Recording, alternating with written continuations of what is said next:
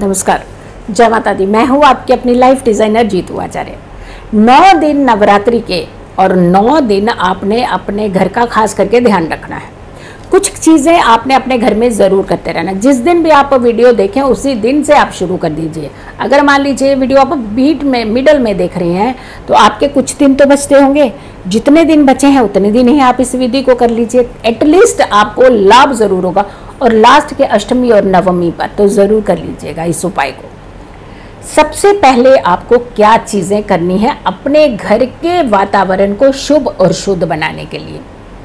अपने घर का मुख्य दरवाज़ा ये सजा लीजिए और जिस दिन आप वीडियो देख लें उसी दिन सजा लीजिए, क्योंकि नवरात्रि में 9 दिन ही बहुत शुभ हैं। माँ यहाँ पर हैं तो आपको ये सोचने की ज़रूरत नहीं है कि मुहूर्त कौन सा निकालूं और कब जा करके हम अपनी ये सारी चीज़ें एक्टिविटी करें। कुछ भी नहीं सोचना है, सीधे अपने वीडियो देखने उसके बाद अपने तैयारी शुरू कर देनी। सबसे पहले आप अपने घर का मुख्य दरवाज़ा सजा दीजिए। फूलों के साथ सजाइए या फिर आम के पत्तों का बंधनवार बना लीजिए, मंगवा लीजिए, ले आइए, खरीद लीजिए, कुछ भी कीजिए, लेकिन आप अपने घर के मुख्य दरवाजे पर आम के पत्तों का बंधनवार इस बार ज़रूर लगाइए। धन की वृद्धि होगी, माँ लक्ष्मी मेहरबान हो जाएंगी। और इसके अलावा बंधनवार के अलावा आपने अपने घर की मुख्य दहलीज खूब अच्छे से सजानी है। फूलों से सजाइए, इत्र का प्रयोग कीजिए, स्प्रे कीजिए, धूप पत्ती अगरबत्ती कीजिए। यानी जैसे पूजा स्थान होता है ना, वैसे ही आपके घर की दहलीज होती है। जैसे दरवाज़ा खुलता है, जो झोंका अंदर आएगा आपके घर के अंदर वो खुशनुमा झोंका होगा। देखिए, सबसे पहली नींव होती है ना, वो बड़ी इंपॉर्टेंट होती है। तो जो घर का मुख्य दरवाज़ा होता है ना, ये पहला स्टेप होता है आपके घर की खुशियों का। तो पहला स्टेप पहले सुधारिए। आपने हर दिन अपने घर के मुख्य दरवाजे को ऐसे ही साफ सुथरा करना है, सजाना है, डेकोरेट करना है, खुशबूदार बनाना है। और अपने घर के आगे या फिर ऐसी जगह कॉर्नर पे भी बना सकते हैं, एक छोटी सी रंगोली हर दिन बनाइए।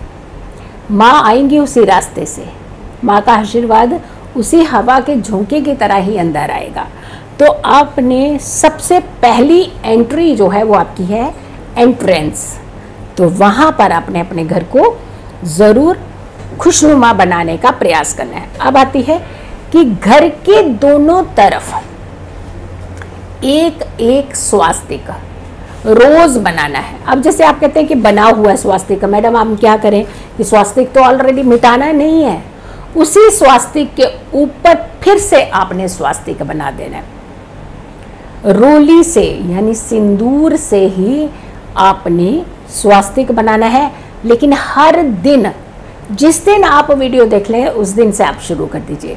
अष्टमी और नवमी पर तो आपने ज़रूर बनाना है, लेकिन जिस दिन आप वीडियो देख लें वहीं से ही आपने इसे स्वास्तिक को बनाना शुरू कर देना। अब स्वास्तिक का दूसरा तरीका, या तो आपकी चेस्ट के बिल्कुल सामने वाला पोर्शन यानी जहां आपका चेस्ट का हिस्सा आता है वहां पर आप स्वास्तिक बना सकते हैं, या फिर आप अपने सिर के थोड़े से ऊपर आप स्वास्तिक बना सकते हैं। दरवाजे के दोनों तरफ आप अपना स्वास्तिक हर दिन रोली के साथ पानी मिला करके उसे आप स्वास्तिक को बना सकते हैं। और फिर कुछ फूल आप अपने दोनों स्वास्तिक के ऊपर बौछार यानी बरसात जैसे करते हैं फूलों की, वैसे कर सकते हैं। ये तो हो गया आपका एंट्री पॉइंट, जहाँ से माँ का आगमन होता है और जहाँ माँ आपको ढेरों आशीर्वाद देने के लिए आती है। तो एंट्री पॉइंट आपका बहुत ही शुभता से भरा हुआ बनाइए। अब आते हैं कि घर के अंदर का वातावरण। घर के अंदर कभी भी आपके घर में लड़ाई नहीं होनी चाहिए। अगर आपने माँ को स्थापित किया है तो झगड़ा नहीं होना चाहिए, क्लेश नहीं होना चाहिए, वाद विवाद नहीं होने चाहिए, ईर्ष्या नहीं होनी चाहिए और किसी भी तरीके का तामसिक काम आपके घर के अंदर नहीं होना चाहिए। तो दूसरा काम आपने ये स्टॉप करना है कि घर का वातावरण अच्छा बनाना है, शुभ बनाना है। घर में नेगेटिव माहौल नहीं होने देना है।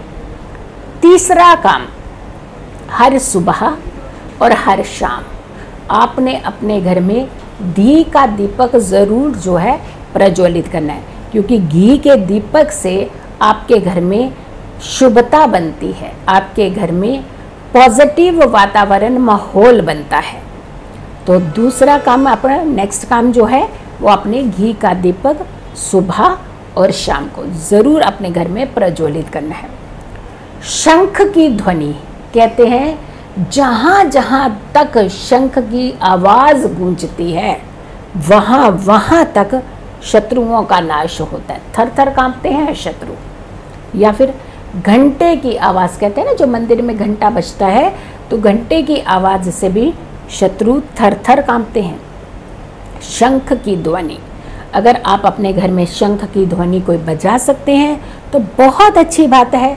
अगर नहीं बजा सकते हैं तो आप किसी भी ऑडियो के माध्यम से, यानी जो आप म्यूज़िक सिस्टम के माध्यम से एक अच्छी क्लियर फाइन क्वालिटी की वॉइस जो होती है शंख की, अपने घर में सुबह और शाम ज़रूर अपने घर में उस ध्वनि का प्रयोग करें, ताकि जिससे आपके घर का जितना वातावरण है वो बहुत ही शुभ होना शुरू हो जाए, शुद्धता से भरा हुआ हो जाए।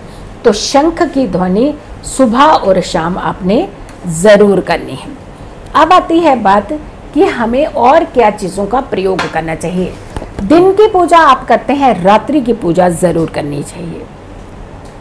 सुबह और शाम 32 नाम और 108 नाम, इसका प्रयोग ज़रूर करना चाहिए। जैसे सुबह के समय आप 32 नाम का उच्चारण कर सकते हैं, कंठस्थ करिए, अगर हो सकता है तो आप इस नाम को कंठस्थ करिए। और रात के समय, रात्रि के समय, नवरात्रि 12 बजे से पहले पहले 108 नाम का जाप ज़रूर कीजिए, माँ दुर्गा के 108 नाम। ये दोनों समय आपने माँ दुर्गा के नाम का स्मरण जो है वो ज़रूर करना है। इसके अलावा आपने दिन में नहीं सोना है, यानी दिन का शयन आपने त्याग देना है। कुछ दिन तक ये दिन के समय को आपने सोने से परहेज करना है। रात्रि के समय अगर कर सकें तो 12 बजे तक जागने का प्रयास ज़रूर कीजिए, और उसके बाद आप शयन करना चाहते हैं तो कर सकते हैं। रात्रि की पूजा अपने घर में ज़रूर कीजिए। एक चीज़ का खास करके परहेज रखने की ज़रूरत है, पति पत्नी को कभी भी नवरात्रि में अगर आपने घर में कलश स्थापना की है या फिर आपने घट स्थापना की है तो कभी भी शारीरिक संबंध नहीं बनाने चाहिए, क्योंकि जब भी हम अपने घर के शुद्ध वातावरण की बात करते हैं, शुभता की वातावरण की बात करते हैं, तो वहाँ हम अपनी स्वच्छता की भी बात करते हैं। हमेशा ध्यान रखिए, इस चीज़ से भी आपको परहेज करना चाहिए। कोई लहसुन और प्याज का इस्तेमाल घर का एक भी सदस्य नहीं करना चाहिए। अपने घर के अंदर शंख की ध्वनि या फिर घंटी की ध्वनि सुबह और शाम ज़रूर करनी चाहिए। गंगा जल का छिड़काव हर दिन अपने घर में ज़रूर करना चाहिए। पूरा भक्तिमय वातावरण ये अपने घर का ज़रूर बनाना चाहिए। इससे पूरे साल भर के लिए आपका ऑरा जो होता है वो बहुत क्लीन होता है, बहुत ही पॉजिटिव एटमॉस्फेयर होता है, और आपकी ज़िंदगी में आने वाली हर रुकावट अपने आप सॉल्व होना शुरू हो जाती है। तो ये छोटी छोटी बातें होती हैं जब हम किसी भी पूजा विधि विधान की तरफ बढ़ते हैं।